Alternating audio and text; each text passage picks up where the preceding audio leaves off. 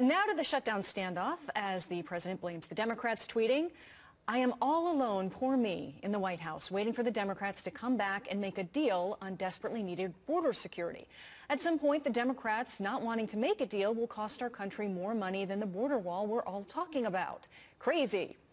Joining me now, Kevin Sheridan, GOP strategist and former spokesman for the Mitt Romney campaign and RNC, and Robin Biro, former Obama campaign regional field director and Democratic strategist. Thank you both for joining me on this Christmas Eve. Wonderful to see you both.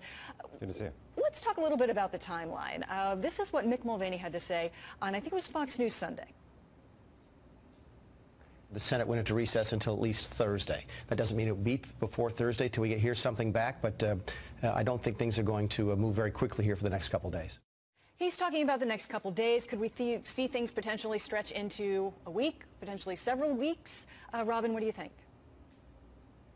You know, I honestly do. I'm generally a glass half full kind of guy, but I think this is going to take a while. And, you know, we've given part of the way on this deal, but it's not anywhere near the $5 billion that President Trump wants. I think we're going to have to meet somewhere in the middle. I suspect that we're going to get a deal on a border fence. If you notice, the president's most recent language is saying that also, and I think that that might appease some Democrats because, look, we were for the Secure Fence Act in 2006 on a bipartisan manner. I think we can make progress there, Molly. Well, it's interesting you bring that up. There's been a lot of talk about semantics, whether if they can just slide wall out of the documents that are being passed and forth, they could come to some sort of compromise. What do you think, Kevin? Is that the compromise that'll have to happen? And once things slide into this new year, will Democrats hold out until Nancy Pelosi steps in?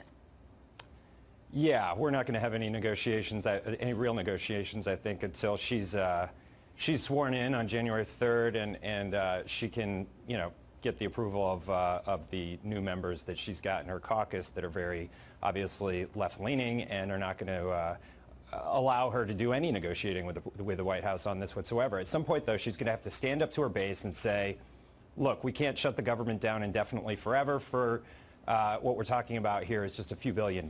It's not, you know, this isn't going to solve the problem of all border security, but at the end of the day, what are we talking about? We're talking about a few $1 billion, especially between the 1 and the 5. I mean, to keep the government shut down forever for that, I mean, it's not much. And it seems like we're talking a lot about wording as well. There's a fairly new statement here from Leader Pelosi and Schumer on the Trump shutdown as they, you know, as we talk about branding and which side's to blame.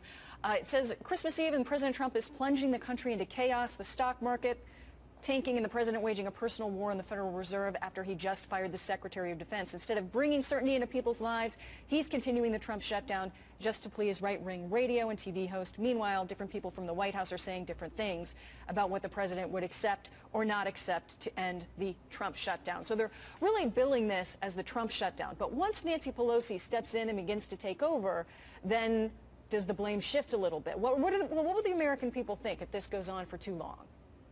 Robin?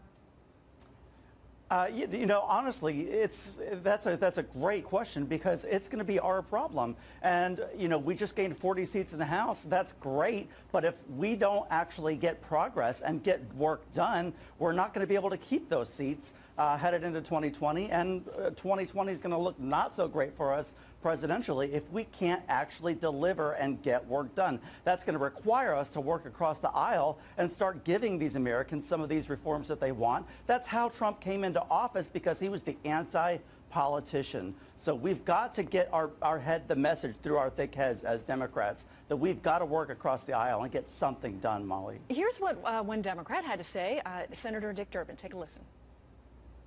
The president just a few days ago said he was proud to author a shutdown of his own government, that he was elected to be the commander-in-chief and chief executive. It really is in the president's hands to decide. He says it's an issue of border security. I think we know better. It's an issue of his own political insecurity. Political insecurity. You know, this is something that, going back and forth, that they have often targeted the president as being, calling him a toddler, that sort of thing, that sort of language being used, political insecurity, that this is a bone that's being thrown to the right. What do you think, Kevin? What do you think that's the sort of language that's being used as we work towards potentially, you know, we would hope, a solution? that's Democrat spin. Look, the border being insecure is a problem that goes back, and it's to blame, and both parties are to blame for it, going back 20 years or more. I think, you know, this is a symbolic issue. We're talking about a few $1 billion to start some serious structure at the border, whatever you want to call it. But the American people have lost faith in both sides of Congress because neither has done anything on it, and both have played political games with it.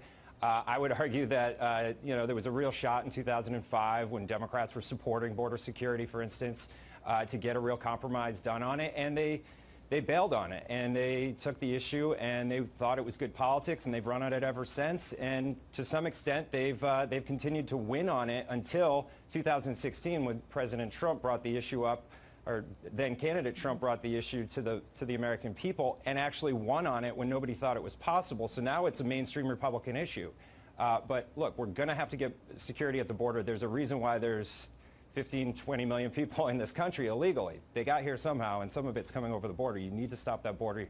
You got to stop the drugs. You've got to stop the smuggling. So. Yeah, the shutdown we'll be watching certainly in the coming days, potentially into the week following, and who knows how long, really. But that border issue we'll be watching for a much longer time, I have a feeling. Kevin Sheridan, Robin Byro, thanks so much for joining us. Merry Christmas. Jillian, thanks. President Trump working to hammer out a deal with lawmakers as the government remains partially shut down. Democrats, though, showing not much sign of budging on stopping the border wall. It will never pass the Senate. Not today, not next week, not next year. So, Mr. President, President Trump, if you want to open the government, you must abandon the wall. Plain and simple. All right, so what will it take to strike a deal here? Here to weigh in on that, GOP strategist Liz Copeland and Democratic political commentator Jonathan Harris. Guys, thanks for coming on this morning. Jonathan, I want to start with you. It looks like the White House has come down quite a bit. It looks like they're offering around 2.5 instead of 5 for fencing and some security. Is that going to play for Chuck Schumer? I hope it doesn't. According to Chuck Schumer, it won't play. He said Trump is not getting a wall, and I hope if the Democrats can stick to that, then no, hopefully it won't. They already received billions of dollars in the 2016-2017 budget for border upgrades. They don't need this. This is about a campaign promise. It's not about border security. Yeah. Liz, you know, the Democrats say that they don't want the wall. The wall does not work, but they're willing to spend money on border security. What is it that they want to try to secure the border that hasn't been tried before?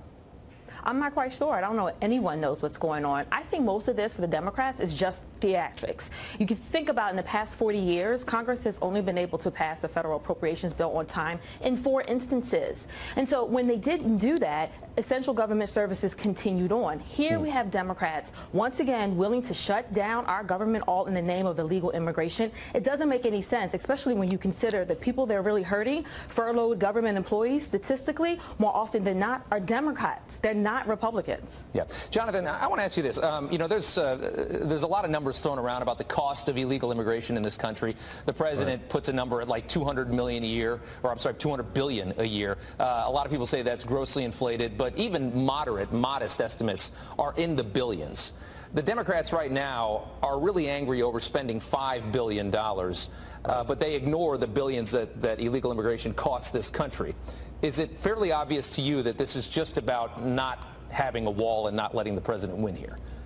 Well, again, like I said, in the 2016-17 budget, they were given billions of dollars. I think they've spent, what, about 6% of it to upgrade the security at the border. So, again, I don't think his concern is about security. I think it's about going back to all these rural parts of the country and going, look, see, I told you I was going to get the wall. Look, I'm so strong I can negotiate. But instead, he's not wanting to upgrade the fencing that we already have and some of the existing security measures we already have. So to me, it's far more about that than anything else. And the idea of blaming the shutdown on the Democrats when Trump clearly said earlier this month that he would be proud to shut down the government and would take full responsibility for it is absurd. Yeah. Liz, same question to you. Do you think that do the Democrats really care this much about $5 billion, or is this about making a political point?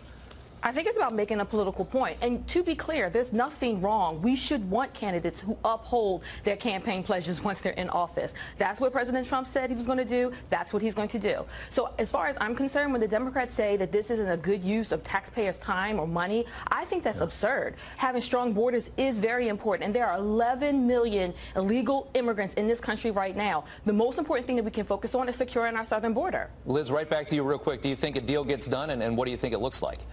Well, incoming acting chief of staff said that we could expect for this to carry on well in 2019. I'm thinking somewhere between the 3rd or the 4th week of January, we should see a break. But I think the president is going to hold strong and commit to making sure that we get funding for the border. Okay. And Jonathan, to you, last word.